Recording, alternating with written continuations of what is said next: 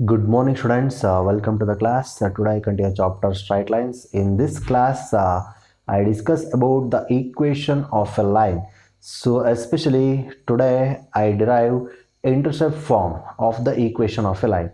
So, see the statement of the theorem. So, that is derive the equation of a line whose x-intercept is a and y-intercept is b. Or the another statement of this theorem is derive the equation of line in the form of x by a plus y by b is equal to 1. So this is an intercept form.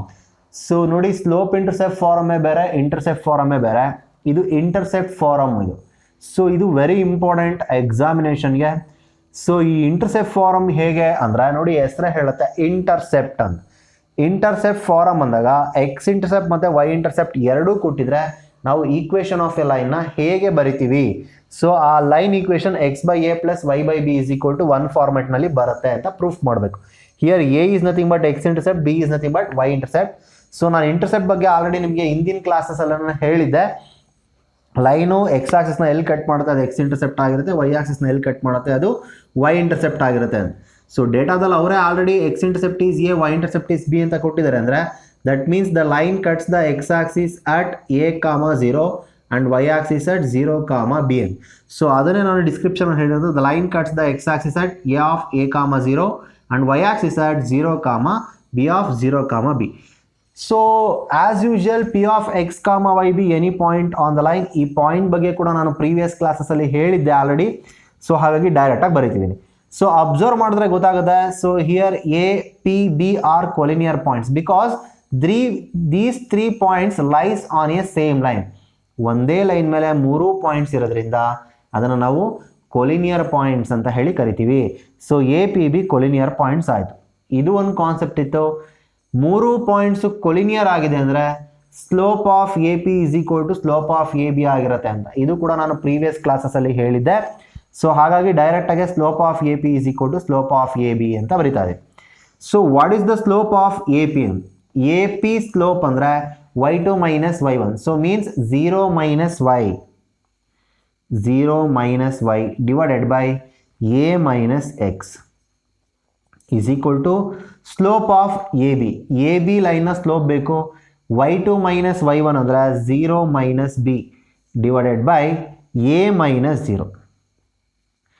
So next further simplification, 0 minus y ಅಂದ್ರೆ minus y divided by a minus x is equal to 0 minus b ಅಂದರೆ minus b divided by a minus 0 ಅಂದರೆ a.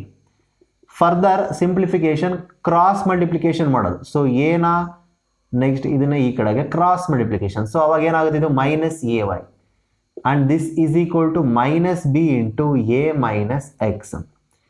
So this is minus A Y is equal to minus A B, minus into minus plus B X. So minus A B plus B X ಆಯಿತು. Next further simplification, ಇದೇ type problems ಕೂಡ ನಾನು ಮಾಡಿಸಿದ್ದೆ. A ಬಿನ transfer ಮಾಡೋಣ L H ಎಸ್ಗೆ. If you transfer this minus A b to L H S that becomes plus a b and b X.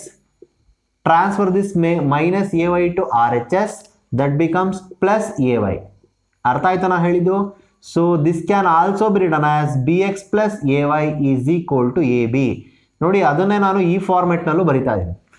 So ನೋಡಿ ನಮಗೆ format ಇರೋದೇನೋ, equation of the line x by A plus Y by b is equal to 1 ಅಂತ ಬರಬೇಕು. ಇಲ್ಲಿ R H S ಅಲ್ಲಿ ಏನಿದೆ, A B ಇದೆ, ಅದೇನಾಗಬೇಕು 1 ಆಗಬೇಕು. ಸೊ ಅದು 1 ಆಗಬೇಕು ಅಂದರೆ ಡಿವೈಡೆಡ್ ಬೈ ಎ ಬಿ ಮಾಡಬೇಕು. Divided by A B on both side.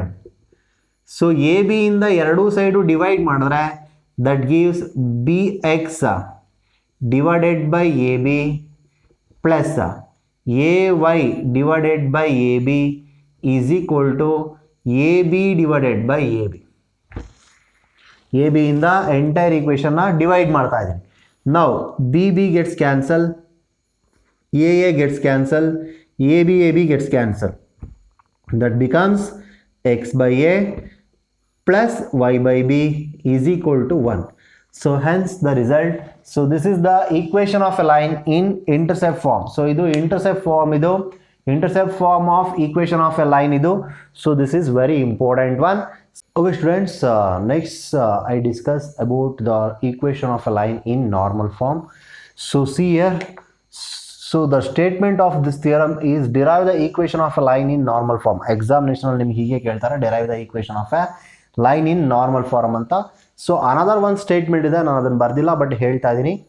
Derive the equation of a line. So listen carefully, derive the equation of a line whose length of the perpendicular from the origin to the line is P. The length of the perpendicular from the origin to the line is P and alpha is the angle made by the perpendicular ಅಂತ. So this is the another statement of this theorem. ಹಾಗಂದ್ರೆ ಏನು concept ಇದೆ ಅಂತ ನೋಡಿ. ಇದು ಯಾವುದಾದ್ರೂ ಒಂದು line, normal form ಅನ್ನೋ ಬಗ್ಗೆ ಹೇಳ್ತಾ ಇದ್ದೀನಿ. ಸೊ ಇದು ಯಾವುದೋ ಒಂದು ಲೈನು. ಸೊ ಆ ಲೈನ್ಗೆ ಆರಿಜಿನಿಂದ ಅದಕ್ಕೆ ಡ್ರಾ ಮಾಡುವಂಥ ಪರ್ಪೆಂಡಿಕ್ಯುಲರ್ ಲೈನ್ನ ಲೆಂತ್ ಕೊಟ್ಟಿರ್ತಾರೆ. ಇಲ್ಲಿ ನಾನು ಡ್ರಾ ಮಾಡ್ಕೊಂಡಿರುವಂಥ ಪರ್ಪೆಂಡಿಕ್ಯುಲರ್ ಲೈನ್ ಯಾವುದು ಅಂದರೆ ON. ಆ ONನ ಲೆಂತ್ ಕೊಟ್ಟಿರ್ತಾರೆ, ಹಾಗೆ ಅದನ್ನೇ ಪರ್ಪೆಂಡಿಕ್ಯುಲರ್ ಅಂತ ಹೇಳಿ ಕರೆಯೋದು. So that perpendicular makes an angle alpha with X Axis.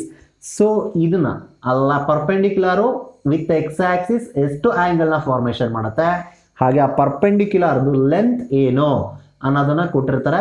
So ಅದನ್ನ ಯೂಸ್ ಮಾಡಿಕೊಂಡು ಈಕ್ವೇಶನ್ ಆಫ್ ಎ ಲೈನ್ನ ಬರೆಯೋದಕ್ಕೆ ನಾರ್ಮಲ್ ಫಾರಮ್ ಅಂತ ಹೇಳಿ ಕರಿತೀವಿ. ಸೊ ಇದನ್ನ ಅದ್ರ ಬೇಸಿಸ್ ಮೇಲೆ ನಾನು ಫಿಗರ್ನ ಬರೆದಿದ್ದೀನಿ. So that line cuts the X axis at A of A, 0 and y axis at 0 B of 0, B. So ಇಲ್ಲಿ ಏನಂದ್ರೆ ಇದನ್ನು ನಾನು ಬರ್ಕೊಂಡಿರೋದು, ಅವರು ಡೇಟಾದಲ್ಲಿ ಕೊಡಲ್ಲ. ಲೈನು ಎಕ್ಸ್ ಆಕ್ಸಿಸ್ನ ಎಲ್ಲಿ ಕಟ್ ಮಾಡ್ತಿದೆ, ವೈ ಆಕ್ಸಿಸ್ನ ಎಲ್ಲಿ ಕಟ್ ಮಾಡ್ತಿದೆ ಅಂತ ಅವರು ಡೇಟಾದಲ್ಲಿ ಕೊಟ್ಟಿರಲ್ಲ. ನಾನು ಎಕ್ಸ್ಟೆನ್ಷನ್ ಮಾಡಿದಾಗ ಲೈನ್ ಎಲ್ಲೋ ಒಂದು ಕಡೆ ಕಟ್ ಆಗುತ್ತೆ, ಆ ಪಾಯಿಂಟು A, 0 ಆಗಿರಬಹುದು ಅಂತ ಅಸಂಪ್ಷನ್ ಮಾಡ್ತಾ ಇದ್ದೀನಿ. ಸೊ ಅದಿರ್ಬೋದು, ಇದು 0, B ಇರ್ಬೋದು, ಎಂಥದೋ ಒಂದು ಪಾಯಿಂಟ್ನಲ್ಲಿ ಕಟ್ ಮಾಡೇ ಮಾಡುತ್ತೆ ಅಂತ ಒಂದು ಅಸಂಪ್ಷನ್. ನೆಕ್ಸ್ಟ್ ಇದನ್ನು ಅವರೇ ಕೊಟ್ಟಿದ್ರು, O ಇಂದ ಲೈನ್ ತನಕ ಬರುವಂಥ ಪರ್ಪೆಂಡಿಕ್ಯುಲರ್ ಲೈನ್ನ ಲೆಂತ್ ಬಂದು P ಅಂತ. ಸೊ ಅದನ್ನು ಡಿನೋಟ್ ಮಾಡಿದ್ದೀನಿ. So next that ON makes an angle alpha with X Axis. So ಅದನ್ನು ಡಿನೋಟ್ ಮಾಡಿದ್ದೀನಿ. ಸೊ ಇದನ್ನ ಕೆಲವರು ಒಮೆಗಾ ಅಂತ ತಗೋತಾರೆ, ಆಲ್ಫಾ ಬದಲು ಒಮೆಗಾ ಅಂತ ಹೇಳಿ ಬರೀತಾರೆ, ತೀಟಾ ತಗೋತಾರೆ. ಸೊ ಯಾವ್ದು ಬೇಕಾದ್ರೆ ಆ್ಯಂಗಲ್ನ ಡಿನೋಟ್ ಮಾಡ್ಬೋದು, ಬಟ್ ನಾನಿಲ್ಲಿ ಆಲ್ಫಾ ತಗೊಂಡಿದ್ದೀನಿ. ಸೊ ಅದನ್ನೇ ನನಗೆ ಏನು ಹೇಳಿದೆ ಅದನ್ನೇ ಡಿಸ್ಕ್ರಿಪ್ಷನ್ ಬರೆದಿರೋದು. Let the line cuts the X axis at A of A, 0 and y axis at B of 0, B. P is the length of the perpendicular from the origin to the line and alpha is the angle made by the perpendicular with x axis. So ಅದನ್ನು ಕೂಡ ನಾವು ಹೇಳ್ಬೋದು with X Axis ಅಂತ. So ಇದಿಷ್ಟು description ಇದು. So ಇದ್ರ basis ಮೇಲೆ ನಾವು ನೆಕ್ಸ್ಟ್ ಪ್ರೂಫ್ ಮಾಡ್ತಾ ಹೋಗಬೇಕು. ಸೊ ಹೇಗೆ ಪ್ರೂಫ್ ಮಾಡ್ತೀವಿ ಅಂತ. ಸೊ ನೋಡಿ, ಇಲ್ಲಿ ನಾನು ಏನು ಮಾಡಬೇಕಂದ್ರೆ, ಈಗ ಲೈನು ಎಕ್ಸ್ ಆಕ್ಸಿಸ್ನ A, 0ನಲ್ಲಿ ವೈ ಆಕ್ಸಿಸ್ನ 0, B ನಲ್ಲಿ ಕಟ್ ಮಾಡ್ತಿದೆ ಅಂತ ನಾನು ಅಸಂಪ್ಷನ್ ಮಾಡಿಕೊಂಡ್ರೆ ಅದು ಆಟೋಮೆಟಿಕಲಿ ಯಾವ ಫಾರ್ಮೆಟ್ ಆಯಿತು, ಇಂಟರ್ಸೆಪ್ಟ್ ಫಾರಮ್. ಅಂದರೆ ನಮಗೆ x intercept is A, Y intercept is B ಅಂತ ಸಿಕ್ದಂಗೆ ಆಯಿತು. ಸೊ ಹಾಗಾಗಿ ವಿ ಹ್ಯಾವ್ ಆ ಇಂಟರ್ಸೆಪ್ಟ್ ಫಾರಮ್ನ ಬರೀಬೋದು. What is the intercept form of the equation of a line? That is x/a plus y/b is equal to 1. Call this equation as 1. So ಅದನ್ನು equation 1 ಅಂತ denote ಮಾಡ್ತೀನಿ. ಈಗ ಆಲ್ರೆಡಿ ಪ್ರೀವಿಯಸ್ ಒನ್ನಲ್ಲಿ ನಾನು intercept ಫಾರಮ್ನ derive ಮಾಡಿದ್ದೀನಿ, ಅದನ್ನು ಬರ್ಕೊತಾ ಇದ್ದೀನಿ. ಯಾಕೆ ಬರ್ಕೊಂಡೆ ಅಂದರೆ ನನಗೆ ಗೊತ್ತು, ಅಂದರೆ ನಾನೇ ಬರ್ಕೊಂಡಿದ್ದೀನಿ. ಲೈನು ಎಕ್ಸ್ ಆಕ್ಸಿಸ್ನ A, 0ನಲ್ಲಿ ಕಟ್ ಮಾಡ್ತಿದೆ, ವೈ ಆಕ್ಸಿಸ್ನ 0, B ನಲ್ಲಿ ಕಟ್ ಮಾಡ್ತಿದೆ ಅಂತ. ಸೊ ಕಟ್ ಮಾಡ್ತಿದೆ ಅಂದರೆ automatically X intercept is A, Y intercept is B ಅಂತ ಹೇಳಿ, ವೈ ಇಂಟರ್ಸೆಪ್ಟ್ ಈಸ್ B ಅಂತ ಹೇಳಿ ಕ್ಲಿಯರ್ ಆಯಿತು. ಯಾವಾಗ ಎಕ್ಸ್ ಇಂಟರ್ಸೆಪ್ಟ್ ಮತ್ತು ವೈ ಇಂಟರ್ಸೆಪ್ಟ್ ಸಿಗುತ್ತೋ ನಾವು ಇಂಟರ್ಸೆಪ್ಟ್ ಫಾರಮ್ನ ಬರಿಬೋದು.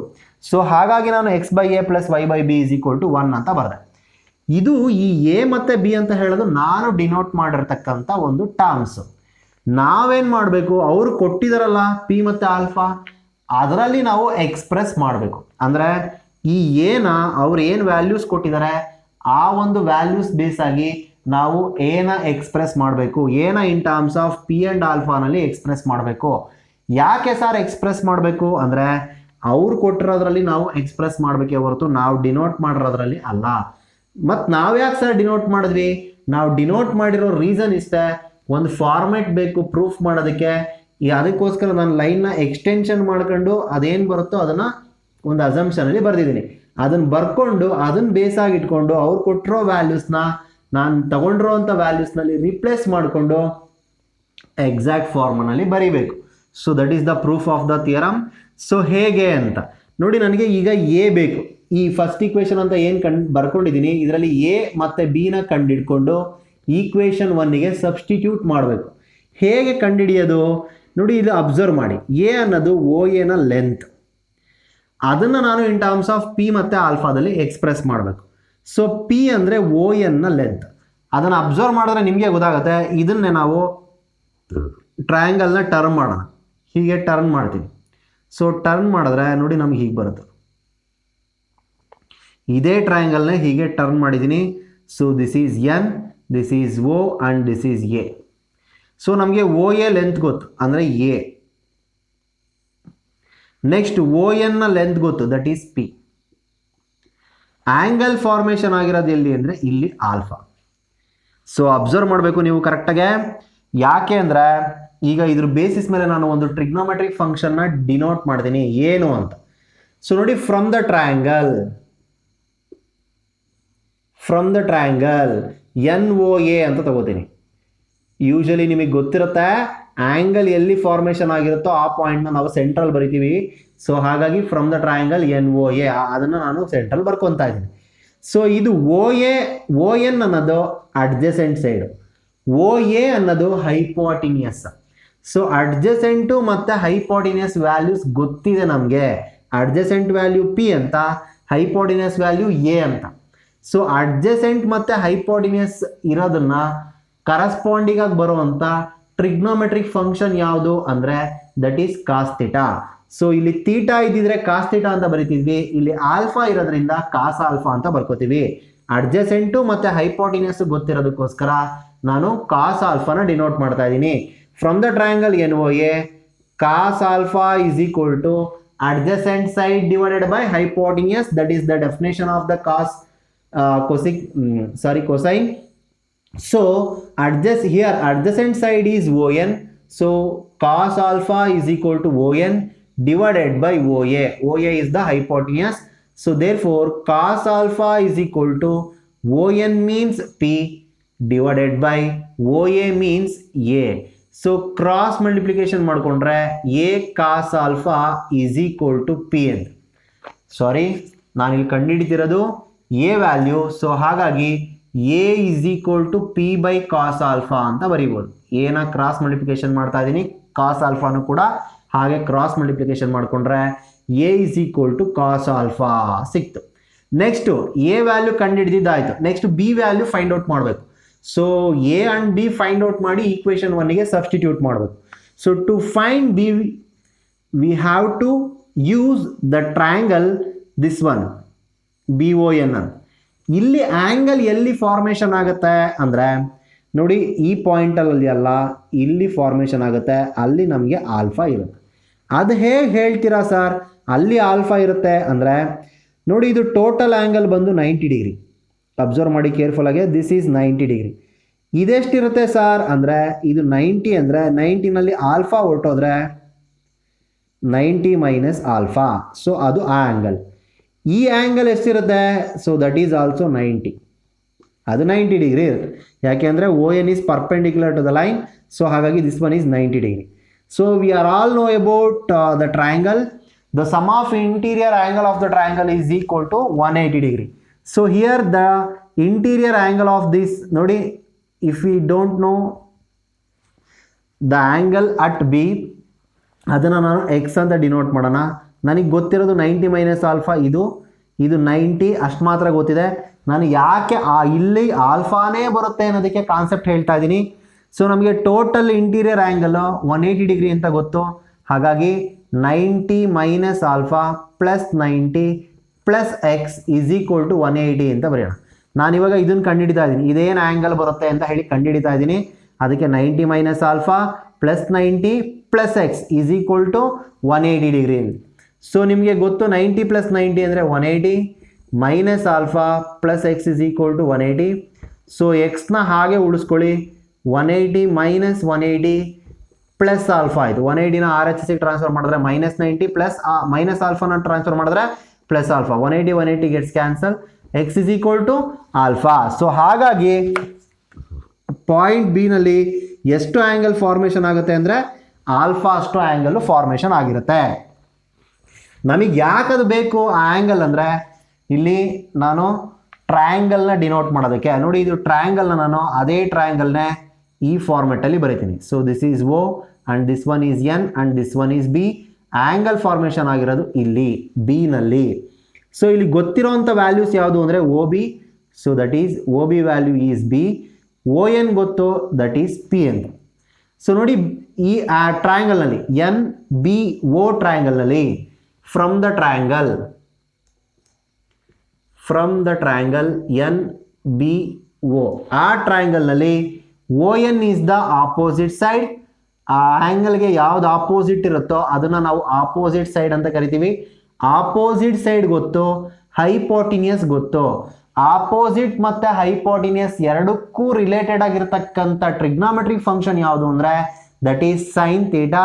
So I define sin theta means here the angle is alpha, therefore I define sin alpha. So sin alpha is equal to opposite side divided by hypotenuse. So here the opposite side is ON and the hypotenuse is OB. So opposite side divided by hypotenuse. So opposite side is ON and hypotenuse is OB. So therefore this sin alpha can be written as this ON is nothing but P, OB is nothing but B. So here we have to find the value of B. So on cross multiplication that becomes B is equal to P by sin alpha. ನಾನು B value ಕಂಡುಹಿಡಿಯಬೇಕಾಗಿದ್ದು ಅದಕ್ಕೆ cross multiplication ಮಾಡ್ತಾ ಇದ್ದೀನಿ. ನೋಡಿ A is equal to P by cos alpha, B is equal to P by sin alpha. So substitute the values of A and B to equation 1. So equation 1 becomes equation 1 ಏನಾಗುತ್ತೆ? If we substitute the values of A and B, that becomes x is equal to x divided by P by cos alpha plus y divided by B means P by sin alpha. That is equal to 1. So take a reciprocal. So if we take the reciprocal, this becomes x cos alpha divided by P plus y sin alpha divided by P is equal to 1. So here the LCM is P. Take LCM, that is P x cos alpha plus y sin alpha is equal to 1. On cross multiplication, this becomes x cos alpha plus y sin alpha is equal to P into 1 means P. Hence the result, this is the equation of a line in normal form. ಇದು line equation normal ಫಾರ್ಮ್ನಲ್ಲಿ ಅರ್ಥ ಮಾಡ್ಕೊಳ್ಬೇಕು concept ಇದು. So this is very very important derivation. ಇದು ತುಂಬ ಅಂದರೆ ತುಂಬಾ important derivation. ನೀಟಾಗಿ ಪ್ರಾಕ್ಟೀಸ್ ಮಾಡಬೇಕು. ಐ ಥಿಂಕ್ ನಿಮ್ಗೆಲ್ಲರಿಗೂ ಅರ್ಥ ಆಗಿದೆ ಅನ್ಕೊತೀನಿ. Pನ ಕ್ರಾಸ್ ಮಲ್ಟಿಪ್ಲಿಕೇಶನ್ ಮಾಡಿದ್ರೆ P ಇಂಟು 1 ಅಂದರೆ P ಆಯಿತು. ಸೊ ಹಾಗಾಗಿ X cos alpha plus Y sine alpha is equal to P ಆಯಿತು. So this is the equation of a line in normal form. ಏನಾರ ಡೌಟ್ ಇದ್ದರೆ ಕ್ಲಾರಿಫಿಕೇಶನ್ ಮಾಡ್ಕೊಳ್ಳಿ ಆಯಿತಾ. ಸೊ ಇದ್ರ ಮೇಲಿನ ಪ್ರಾಬ್ಲಮ್ಸ್ ಏನಿದೆ ಅದನ್ನು ನೆಕ್ಸ್ಟ್ ಕ್ಲಾಸ್ನಲ್ಲಿ ಡಿಸ್ಕಸ್ ಮಾಡ್ತೀನಿ. So thank you for watching. Thank you one and all.